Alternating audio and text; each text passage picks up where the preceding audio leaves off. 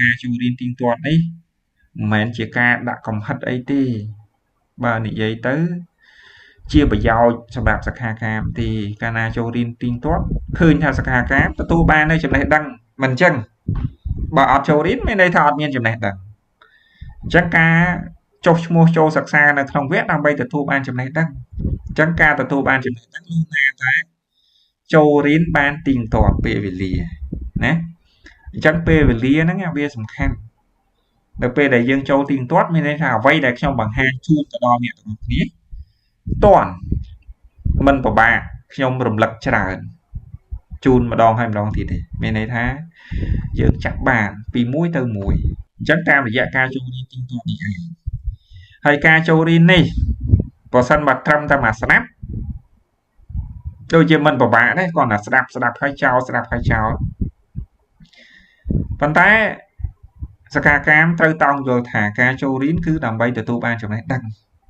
អញ្ចឹងចំណេះដឹងមិនមែនមានន័យថាស្ដាប់តែមួយមុខទេស្ដាប់នឹងត្រចៀកតែមួយទេមានន័យថាវារួមផ្សំវិញ្ញាណទាំងអស់របស់សិក្ខាកាមម្នាក់វាមានតាំងពីភ្នែកមើលណាវាមានតាំងពីត្រចៀកស្ដាប់ថាឥឡូវប្រើច្រើនថាភ្នែកហើយត្រចៀកហើយមួយទៀតហ្នឹងតាមទ្វាមโนអាទ្វាគិតរបស់យើងនេះការគិតអាហ្នឹងវាយ៉ាងម៉េចណាឆ្ងល់ថាឬក៏មិនយល់ឬក៏មិនទាន់អីយើងសួរណាកន្លែងហ្នឹងតាមរយៈទាំងអស់ហ្នឹង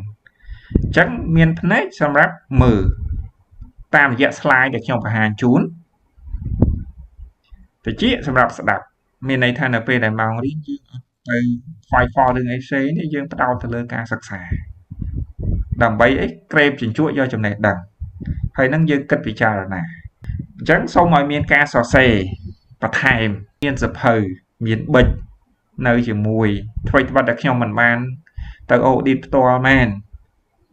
ប៉ុន្តែកន្លែងហ្នឹងគឺការតាំងចិត្តខ្លួនឯងខ្ញុំបញ្ជាក់អញ្ចឹងប៉ុន្តែខ្ញុំមិនបានទៅអូឌីតថាទៅឃើញតែសរសេរឬអត់ទេដោយសារយើងរៀនតាមអនឡាញប៉ុន្តែខ្ញុំបញ្ជាក់ក្នុងន័យនេះគឺក្នុងន័យចង់ធ្វើយ៉ាងណាឲ្យសិក្ខាកាមមានចំណេះដឹងទទួលបាននៅចំណេះដឹងព្រោះនៅក្នុង slide ខ្ញុំអាចដកយកចំណុចសំខាន់អញ្ចឹងខ្ញុំអត់បានទៅបកស្រាយទៅសេអក្សរនៅក្នុង slide នឹងគ្រប់ចំណុចទេចំណុចខ្លះខ្ញុំបកស្រាយជូនប៉ុន្តែខ្ញុំយកតែគោលហ្នឹងយកមកបង្ហាញអញ្ចឹងទាមទារសិក្ខាកាមត្រូវកត់បន្ថែមអំពីអត្ថន័យកន្លែងហ្នឹងជាចំណុចដែលត្រូវកត់នៅក្នុងសៀវភៅទិញនៅផ្សារយើងទិញសៀវភៅទិញប៊ិចមកសម្រាប់កត់ហើយមួយទៀតការសិក្សានេះគឺពាក់ព័ន្ធក្រមនីតិវិធីទាំងពីរអញ្ចឹងមានក្រមនីតិវិធីព្រហ្មទណ្ឌដែលខ្ញុំទម្លាក់នៅក្នុងគ្រប់សិក្សានោះហើយនឹងក្រមនីតិវិធីរដ្ឋបវេនីគឺរៀននៅក្នុងហ្នឹង